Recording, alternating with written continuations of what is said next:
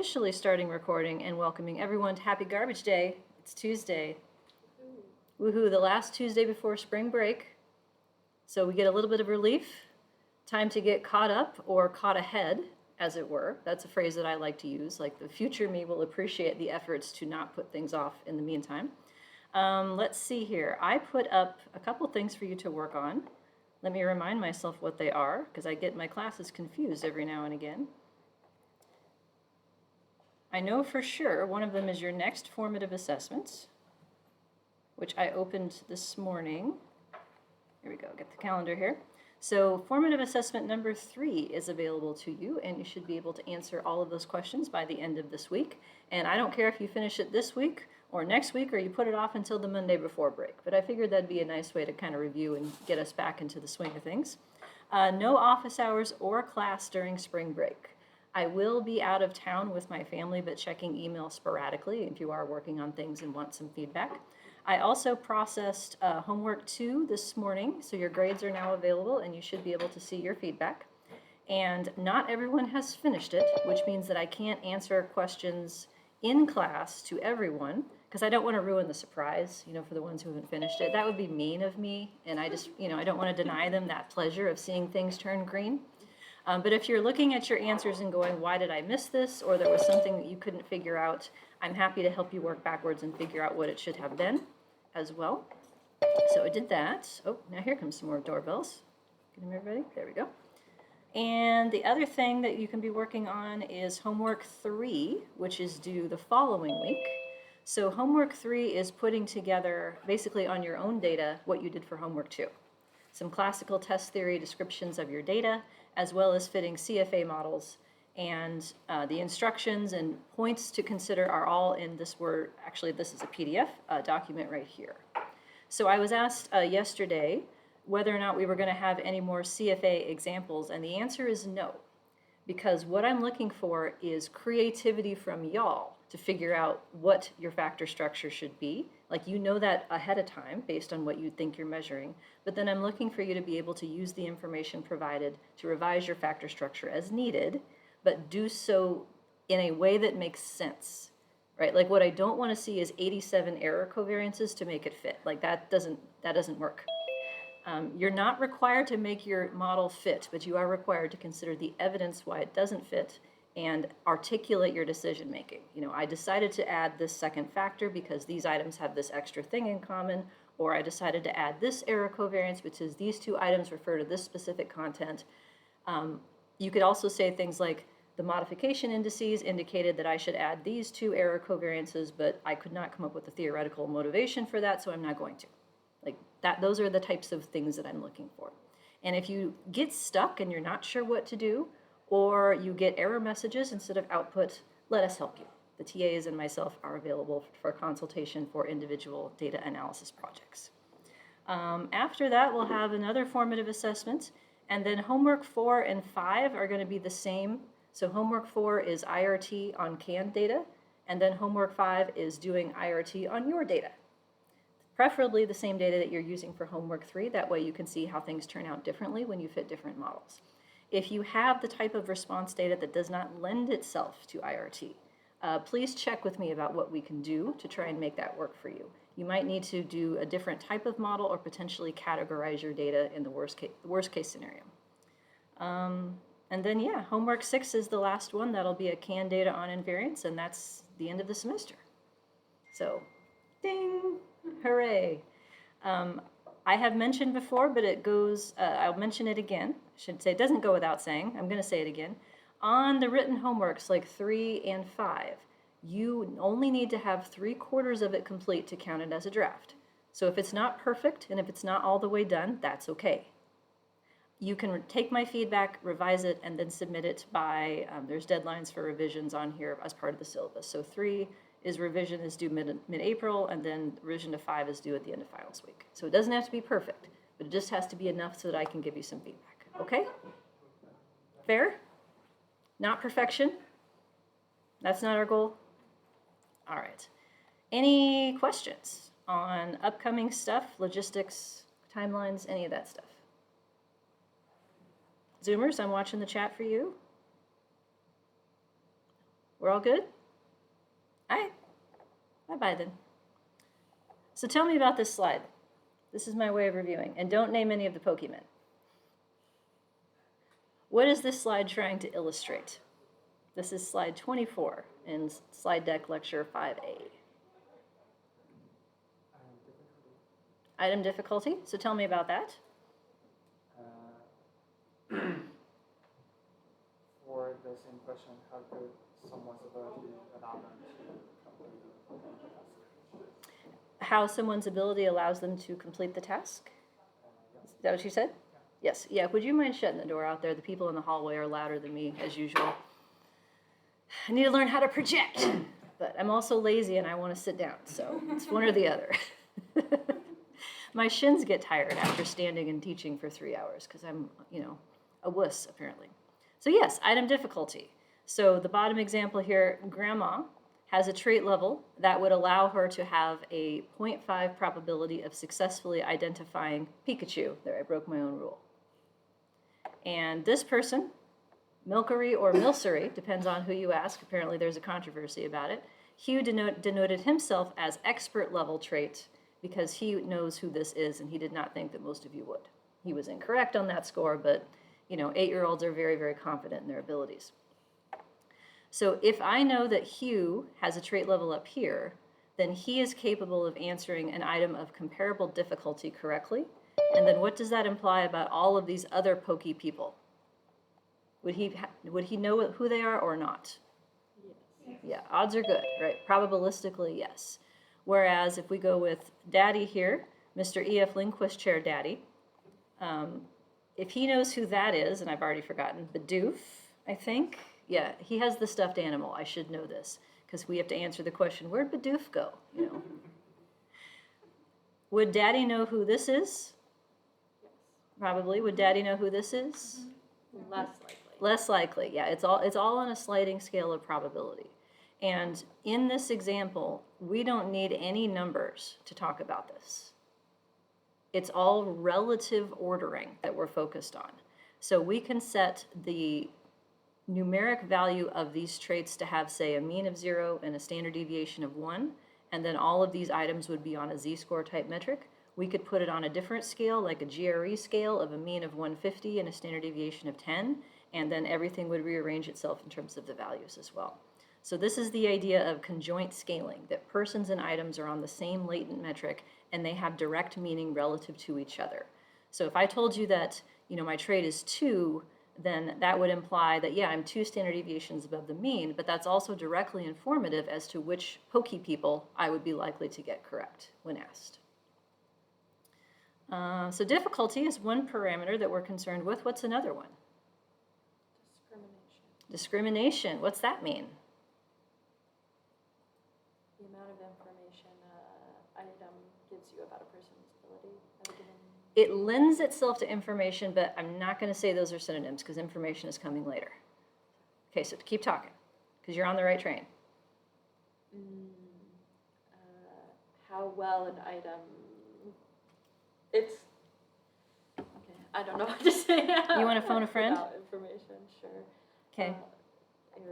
Erica. Okay, Erica, you're up. You've been phoned. Ring, ring, ring. It's telling you, the ability level, at where the slope is, 50% for the 1 peel and 2 peel. So that's where the slope is at is B, which is difficulty. Okay. But the slope is what discrimination is referring to. So the slope of the line that is tangent to the curve at the B difficulty location. And that's literally what these are called. They're called difficulty indices. Before that was sort of a generic term. You will also hear me say the word location because that's the idea. It's where on the trait this item is centered, so to speak, where it is going to be most informative. The information is a separate thing that's following A. So do we want A to be big or little? Bigger. It's a slope. So stronger means more discriminating. It does a better job of differentiating people of different traits. What about B? Do we want B to be big or little? Depends on what decisions we're making with what we're. Yeah, it depends. So if we're trying to measure people with lower trait values, we want B's to be within that same range, because then those items are maximally informative of lower trait values, like in this slide. If we wanted to measure people of higher trait levels, none of these items are going to be very useful. So then we would want higher B's to fill in this side of it. So where we're headed with this is this idea of where B is and how strong the A slope is at B is going to create reliability. But in contrast to alpha reliability being one number, or omega reliability being one number, or factor score reliability being one number, we're going to have a range of reliability because it depends on where your items are and how good they are in those locations. That's where we're headed. So A and B have a special place in IRT world. What are the other letters that get thrown into the mix? C and D. So we looked at that very briefly. This is going to be the last you hear of it this semester. C is a lower asymptote. So it starts off with the probability of a 1 starts with C. So it's irregardless of theta. I believe it's a word when you need extra emphasis. Irregardless of theta. And then 1 minus C is what covers the rest of the curve here. And this is not typically used in social science kinds of data because guessing isn't really a thing if you're asking someone to endorse something or whether or not a given symptom applies to you.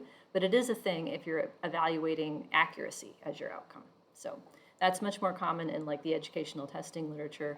And then there's also D potentially that creates an upper asymptote that allows you to have a probability that does not top out at 1. All right, I think that's where we left off. Does that sound about right? Okay. Any other things that you want to talk about before we get back into it? Get to do some new stuff. No? Zoomers? No? Good? All right, moving right along. I'm on page, let's see, slide 38. So, member identification in CFA. Our latent variables don't have scales, so we have to give them one, right? What 2 things do we need to have for a latent trait to be identified? A mean and a variance, right? And what were our choices?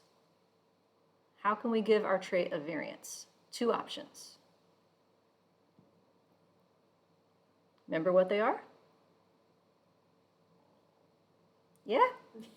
Would you like to tell me what they are? I just feel like I'm talking a lot, but you could either fix them at 0 and 1 or fix them at something else, I suppose.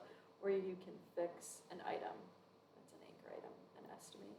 Okay, so yes, but yes and. We Okay. got to be more specific. So for variance, we can fix theta's variance to a constant, usually 1, but it doesn't have to be. Or we can fix what with respect to an item? The loading, and fix that to 1, usually by convention. It could be any other constant. And then what happens if you fix a loading to 1 is that the reliable part of that item's variance, the part that's due to the factor, gets pushed up to become the factor variance. So that is that is the default in software. It's probably more common in structural equation models, but it's also somewhat annoying because then you have to remember what a standard deviation of theta is to be able to make pictures, predictions, and think about what a slope is in terms of change in the predicted outcome per unit of my trait. So that's how we give my trait a variance. How do we give it a mean?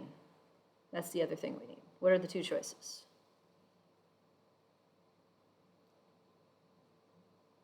Let's hear from this side of the room. You're quiet today. Mean is 0, or any other constant that you want. Alternatively, much less commonly, marker item idea again, but instead of fixing its loading, we'd fix its intercept to 0.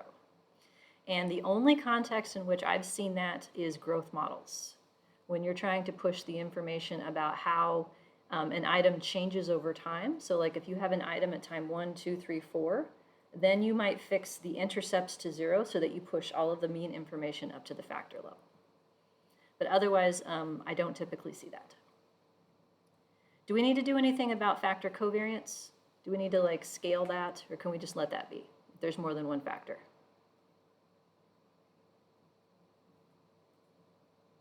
Factor covariances, do they need to be given a scale or are they okay?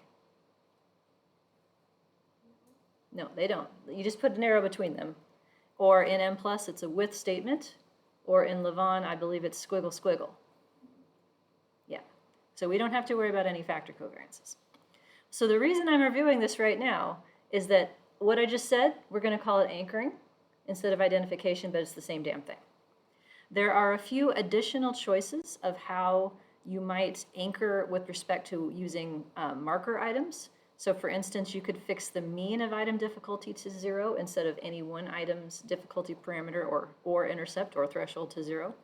But the same principles apply. So this is how we would decide the scale of the model in terms of theta. You can set it up to be standardized, the same as in CFA, or you can set it up to have an anchor item where the intercepts or difficulties are constrained, and one item's loading or discrimination is discriminated equal to 1. So the numbers themselves don't matter because everything rearranges them relative to each other, the same as before.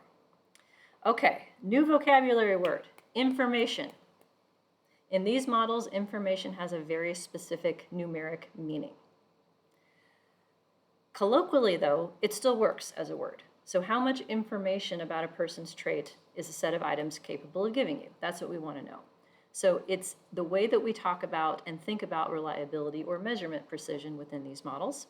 And I want to make a direct contrast with how it's thought about in CFA versus how it's thought about in IRT, because I think that that will help you. At least when I saw this for the first time, I was like, oh, there's so many things that are falling into place now. So bear with me for the point of a contrast here.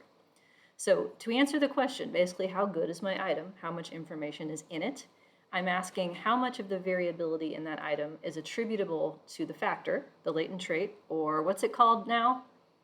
New word? What's my latent trait called in this unit? Theta. Yeah, the world has decided on theta for this. How much of its variance is true relative to error? So in CFA models, that would be the unstandardized loading squared divided by its error variances. That's how we would compute information. So this works out to be one number. Like each item has this much information, like 5 or 2, because information is assumed constant across the trait. In CFA, there's a linear relationship between the predicted response and the trait. So any slope is assumed to keep going forever and ever. So each item stays good no matter where you are on the trait. That translates to an information function in terms of the reliability that that item contributes being flat across all trait levels. So then there is no other thing you would consider from this perspective as to how you would make your test better. You would get items that have more information, as indicated by this quantity, which maps onto stronger standardized factor loadings. Like that's your direct way of talking about information and how effective an item is at measuring a trait. The sum across information from each item is called test or total information, and that will also be flat in CFA. So if I do a couple of predicted items here, so I have item 1 and item 6 from the same factor. Here are the parameters for item 6, which is shown in red. So it has an intercept of 5.32. It has an unstandardized loading of 0.82. And then here's my factor score where the S somehow got unsubscripted. I don't know how that happened, but it does. And then I have E here, which doesn't have a value, because instead I have the error variance as a separate idea. So by the way, this was a question in homework 2. I asked you, what is the predicted outcome for a factor score of 2? Where would I stick the 2 in this equation if I wanted to know that for this item? Where the F was. Yep. Yep. So reinforcing the idea that this is linear regression, functionally speaking, once you know what F should be. And I did not put 1.67 over here because this is E for each subject, whereas 1.67 is the variance of the E's across subjects for that item. So it would not go in here. It doesn't match. Item 1 has a lower intercept, so I have the expected value here at a factor score of 0, marking the intercepts, and it has a stronger unstandardized slope of 1.23, so you can see that it's a steeper line here, and comparatively less error variance. So if I computed information, standard or unstandardized loading squared divided by error variance, it looks like item 1 has a lot more information to it than item 6. Standardized loadings, 0.71 is item 1, and 0.54 is item 6. So we come to the same conclusion if we just look at the standardized loadings, and that's why you've never heard really anything about information in CFA models. You don't need to know it. The standardized loadings tell you everything that you need to know. So these linear slopes then do not shut off. So that's a problem when we're predicting responses that are ordinal. So for instance, item 6 is predicted to have responses that go out of bounds after a trait score of 2, and item 1's responses go out of bounds the other way after a trait score of -3. So in thinking about whether CFA or IRT is the right model for you, this is something that you should consider. Do the predicted responses go out of bounds at reasonably expected levels of the trait? If so, then the linear model is the problem. Not just that they're not normal and continuous, but that you're fitting a linear model to it. We might need to do something to fit a nonlinear model to keep the predictions in bounds, which is what happens in ordinal models directly. So test information then, reliability can be converted out of that from information divided by information plus 1. So information is a quantity that you see in IRT models that doesn't have a ready interpretation. Most of your readership will not know what these mean. But you can use these benchmarks to help convey it. So if I have information of 4, that translates to reliability of 0.8. And if I have information of 9, that translates into reliability of 0.9. And the reason for that is given here. Here's the derivation out of classical test theory. So it is possible in IRT models to come up with a weighted version of a single reliability coefficient, such as omega, but it doesn't make sense. The whole point is that if these lines are going to start shutting off, which is what's going to happen in the next slide, then I have to know where the items are located to know for whom they're going to help reliability. The for whom is the new part here. So if I compare IRT predictions on the top left here, so this is from the 2PL model slide, where I had 2 items of lower difficulty, where one was more discriminating, 2 items of medium difficulty, where one is more discriminating. These bendy lines translate into these information functions right here. And here's the value for how you find information. It's the discrimination squared times the probability of a 1 times the probability of a 0. So the pink one is taller than the purple one. Why is that?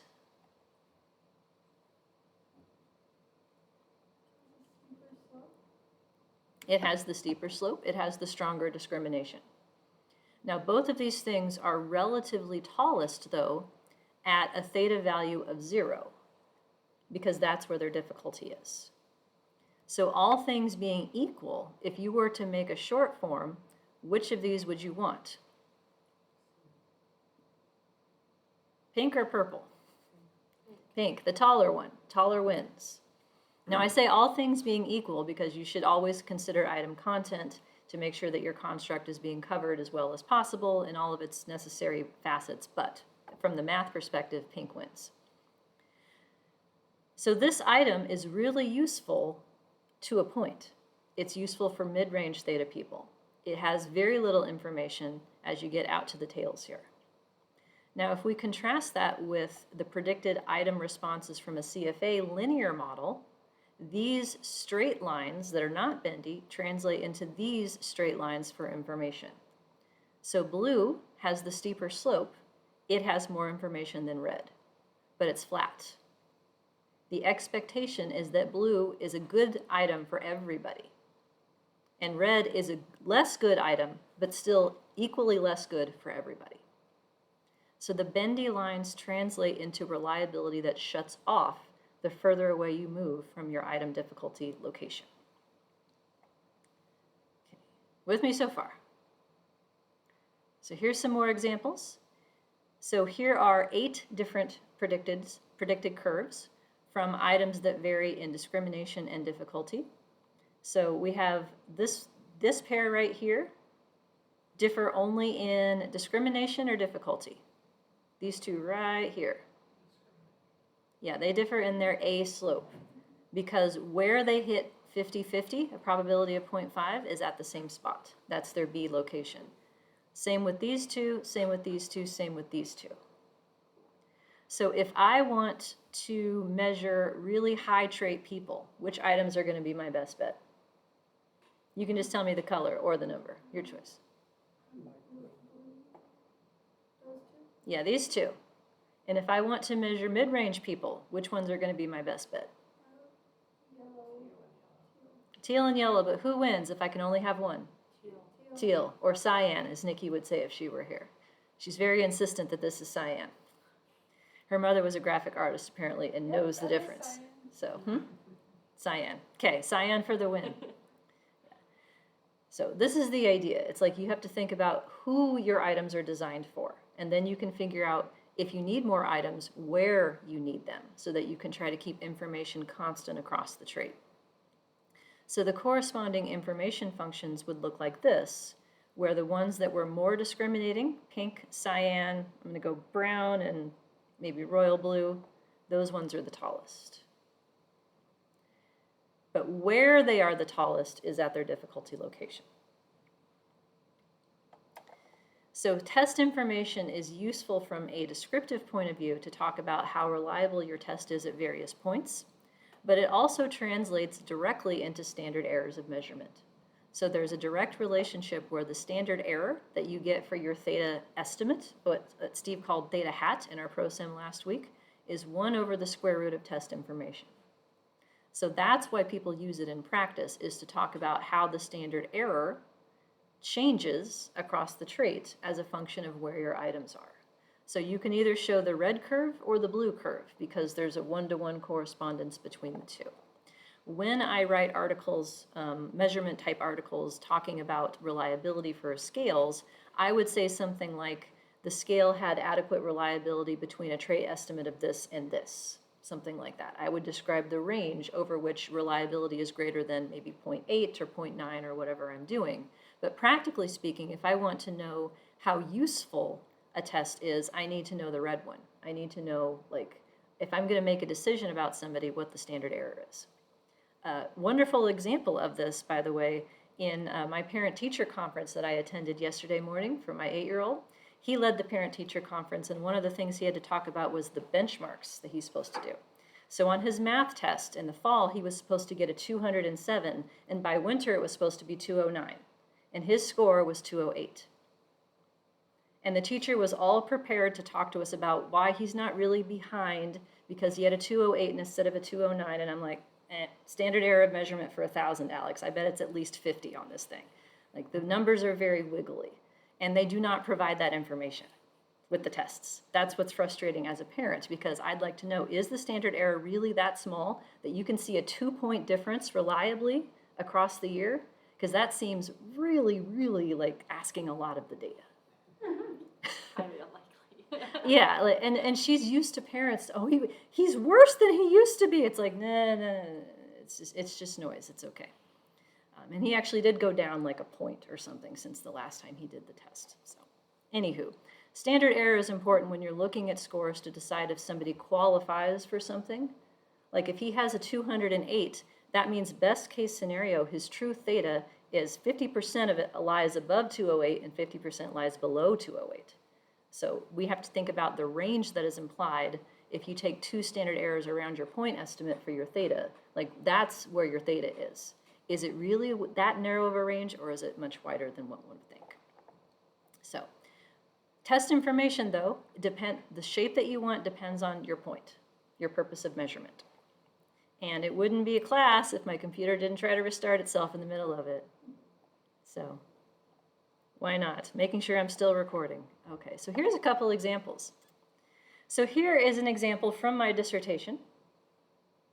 Completed, defended in November of 2003, and they're not going to take it away. I still get to be a doctor. So I'm going to mock myself here. I made this slide, and I even put it in a job talk before I really understood the metric of information. All I looked at was where the curve was highest. And the purpose of the instrument that I developed in my dissertation was to measure attentional search deficits in older adults. Deficits. People who need intervention and potentially need to stop driving or doing other kinds of things that are attention-demanding tasks. So I was happy with this. Because where on personability, which is what I labeled the axis here, is my test most informative? Yeah, like maybe -2 to like 0 or so. So my test is working best for people on the low end. Yay me, right? And then a couple of years later, I looked at the y-axis. What does an information of 2 correspond to? Is it 0.5? Is it 1 over? 1 over, it's information over information plus 1. Yeah, 0.67. And I didn't even hit 2, right? I topped out at like 1.85 or 9 or something, right? So should I have been very excited about this? Is reliability maximum, mind you, of 0.67 something to brag about in your job talk? No, but thank God no one in the audience knew what information was either. Because I did get a job. Got 2 of them, in fact, and took 1 of them, so yay me. Just goes to show we all learn things, and once we know better, we try to do better. So I will show you some more terrible psychometric results from my dissertation later in our Polytimus unit. It was really quite terrible.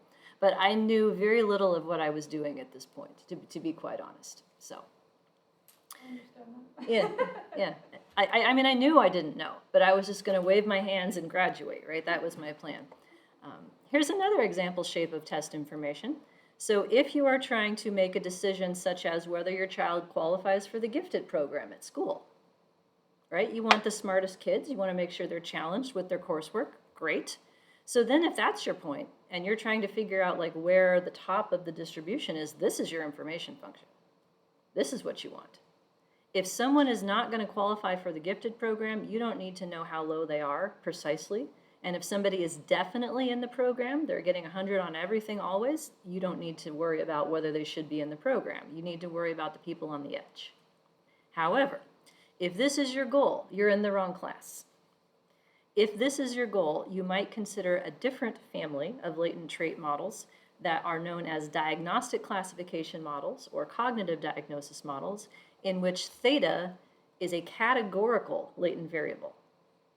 So you can set up a theta for whether or not a student knows something, like whether they can do addition or do subtraction or do reasoning or something like that. This would also work in the context of DSM psychological diagnoses. Do they meet the standards for having this type of symptom and this type of problem? And here's a link to the book written by folks you may be familiar with, and I had to put this in here because it made me laugh when I saw it. I asked the Google about this book, and they told me the authors were Andrea Rupp, that is correct. Also author Bob Henson, that is correct. Jonathan Templin, mathematician. He put psychometrician on his children's birth certificates. He did not put mathematician, but he did write psychometrician. So at least the Google should have gotten that right, but no. So that's a whole nother family of models that are designed specifically for classification purposes. That is what they are for. So I would encourage you to head into that direction if you want your information function to look like this. All right, how are we doing? 106, okay so far? So information is reliability, but information varies across the trait. That's the big picture here. So improving across the semester here, sort of a big picture review. In classical test theory, we're adding stuff up. We create a sum, and the sum doesn't know how it was computed. So we have to assume that items are exchangeable and that more is better. And so any new item would be equally better as another, and it doesn't matter for whom, just better. In CFA and IRT, more items are still better, but the question then is how much? So in CFA, it depends only on the standardized loading, and intercepts, even though their indices of easiness, are not relevant because the line keeps going. The line is still that same slope no matter where you are on the line. So it's a linear relationship that implies an item is going to be better than another item if its loading is higher and better for everyone equally. And IRT then, it's how much better and for whom. So discrimination, the A slope at its difficulty location, then dictates for whom, where the difficulty value is. And because of this nonlinear relationship, items are most useful, most information, at the difficulty location, but how much information that is dictated by the slope. So all things aside, higher A wins, same as usual. So this is where the world of adaptive testing is motivated from. So if you want your standard error of measurement to be relatively flat, you want everybody to be measured equally well, then you might not want to have a test information function that looks like these, or a standard error function.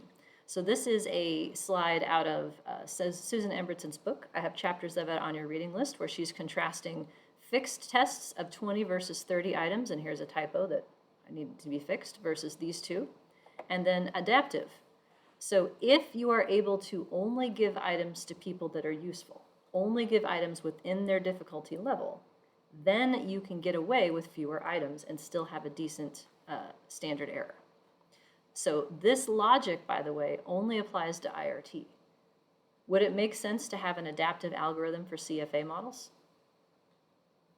We think about the idea of a line going back, back, back, back, back, back. No, it's not a thing. There's no basis for selecting the next item because an item is good all the time, according to this model. Now, this is probably not true because most response scales have boundaries to them at which the item has to shut off in terms of its slope.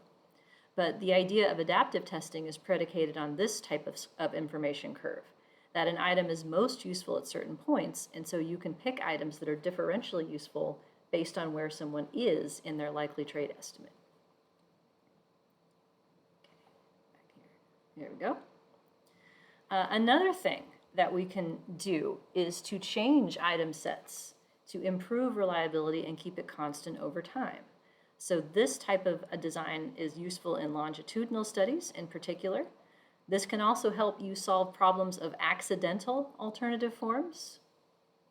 So for instance, if I have a test where I have 6 indicators of some ability at time 1 here, and I think that students are going to grow in their ability over time, maybe items 1 and 2 aren't going to be useful the next time, but I keep 3, 4, 5, and 6, and I pick up a harder one, and then I pick up harder ones as I go on. So as long as I have this type of planful overlap, in this figure it's 4, 5, and 6 are given at every time, I can grow the test with the people. So this is called vertical equating or vertical scaling. Any other terms I should know? IRT folks? Growing a test with the people? Zoomers? No? Those are the terms I know, because I'm not an IRT person. I just pretend to be one for like a month, every 2 years or so. So linking is the key thing here. That's the biggest thing. Can I tell you a real world story from my time as a graduate student? A failure of linking is what the title of this story is.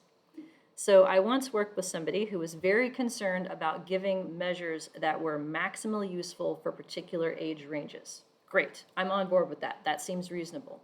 So they gave 3 tests at time 1, a different set of 3 tests at time 2, and yet a third set of tests at time 3.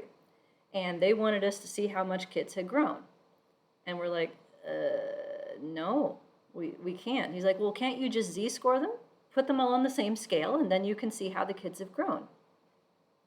But z-scores don't grow.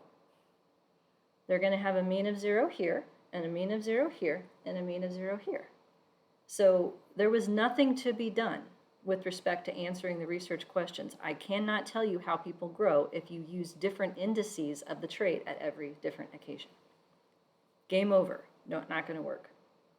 And I knew this as a graduate student, and the person I was working with, boy, were they diplomatic. That was a master class in not calling someone foolish, like every other way of explaining it. So I'm not that diplomatic, but I can tell you, linking is how you do this. You have to have stuff in common. And you can have common persons or common items or both, but you have to have something in common for this concept to work. That's the big one. Here is a slide from a workshop that I attended as a graduate student, and I do not have any more information about it than that. I just found it in my notes when I was first putting together this type of stuff. And they were illustrating how to combine measures that have differential sensitivity at different points. So this example is based on measures of physical functioning for use with adults, where there's one measure called the SF36, I'm guessing because it has 36 items. And it measures people with higher functioning, so vigorous activities, moderate activities, things like, are you training for a marathon, all the way down to, do you need help taking care of yourself? And then there's another scale that focuses more on the lower side. So you're going to see an example with this in this unit, example 5, activities of daily living. So maintaining balance, moving around, standing up without help, and so forth. So if I were going to measure physical functioning in a sample, I might have to pick between these two. But which one I would pick is going to be based on who I'm expecting to measure. If I'm expecting to measure folks with lower functioning, I might go towards this side, and higher function is this side. But what if I have both? Well, I could give both and then look at the correlation between them, but the correlation is going to be limited by range restriction because half of the people aren't going to be measured well by either one. But if you truly believe that these are all indicators of one trait, you can test that hypothesis by putting them all together. And so that's what they did in this particular workshop. They built a new trait that had all the items. So you are allowed to do this. You are allowed to put items from different measures together to make something new. I've helped students do this with alcohol symptoms, with sleeping problems, with all kinds of things. There's different competing measures out there that you can make the most of if you use all of them at the same time. So it's a very cool thing, I think, to be able to figure out how to best represent trait values by building across instruments rather than just like putting all of your eggs in one basket and using one of them. There's an example on, I think it's on your reading list, and if not, here's the link of doing this with older adults and measuring cognitive function. So another benefit that is supposed to happen, if the model fits, theta is supposed to be an interval measure, whereas in classical test theory, some scores are ordinal. So in Susan's IRT book, she has a couple references to work that she's done in this. Basically, you can end up with misleading conclusions if you try to use ordinal variables and statistics that assume interval instead. In this example right here, they're comparing a test score in terms of number correct versus a theta estimate, and this is scaled together across multiple measures of the same trait. So the point they're trying to make here is that what a unit is different across these two metrics. So a change of 5, for instance, in the raw scores leads to a change of 2 standard deviations within theta. So 5 is not the same. 5 on a lower point of it might be only a half standard deviation of theta.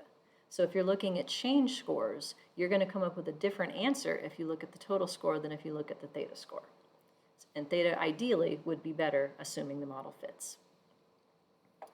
In this example, they plotted the number of items within each range of difficulty here. So they discretized it to be able to make a plot. And it looks like they did a pretty good job of measuring the low end, a decent job of measuring the medium, but then up here you get kind of a hole. They only have 2 items that are designed to measure people of higher traits, and that's why you see this flattening out of the curve at the top here. If we had enough information, the curve could keep going, but because we don't, it flattens out. So we can't really discriminate between people who are like at a 2 versus a 3 with these items. They don't have anything to say yes to. All right, so part 1 summary then. We made it to the end of part 1. 56 slides, hooray. So CFA models use one or more latent factors to predict continuous outcomes, just like we do in linear regression, except the factor is an unobserved predictor. IRT and IFA models use one or more latent factors to predict categorical. So this is binary so far. In the next unit, 6, we'll do ordinal and nominal, or what is known as polytomous IRT models. The IRT models look strange because they have A times theta minus B is the basic form of it, and minus is what makes it different. It's difficulty instead of easiness here. But I like the B version because B is the most useful version of location that we're going to get out of the 3. 2 more are following here in just a minute. So B is really important. B tells you who the item is for. The item is going to be maximally sensitive, maximally informative at its B location. And B you can think of as location on the trait. It's traditionally known as difficulty. In a non-academic context, you can call it severity. So at a minimum, each item is going to get a different p-value. And the difficulties are fixed effects. Each item gets a different one. We could also add different A discriminations as the maximum slope at V.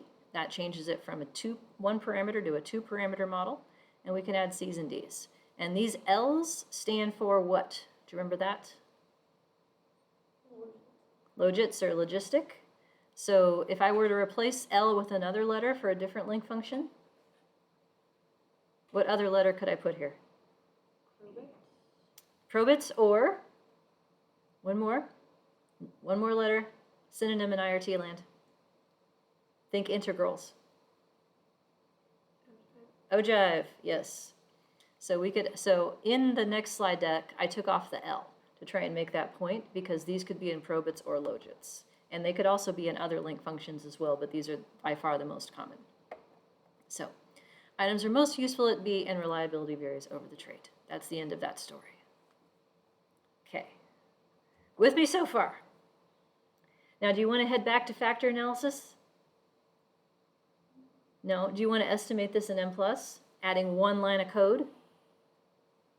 Yeah. So how many of you, let me take a survey here. How many of you think this is going to be difficult to estimate? Like the code's going to be tricky? It's not. You just told us you only had one line, so. One line. Yeah, I know I gave it away. Because I've gotten that before. It's like, how are we going to do this? Categorical equals. That's how. I'm dead serious. That's the difference. You do that in M+, and then also in Lavon call, I believe it's like ordered equals instead of categorical equals, and that's it. And then it's like, oh, you want an IRT model instead. Well, why didn't you say so? However, it's not going to give you IRT parameters. It's going to give you something else. It's going to give you IFA parameters instead. So let me transition to lecture 5B, the second half, which I had posted, I believe, last time, or maybe yesterday. I don't know. The days are starting to blur together. That's how I know it's time for spring break. I just know it's garbage day, and that means I need to wash my hair and show up here. That's what I know.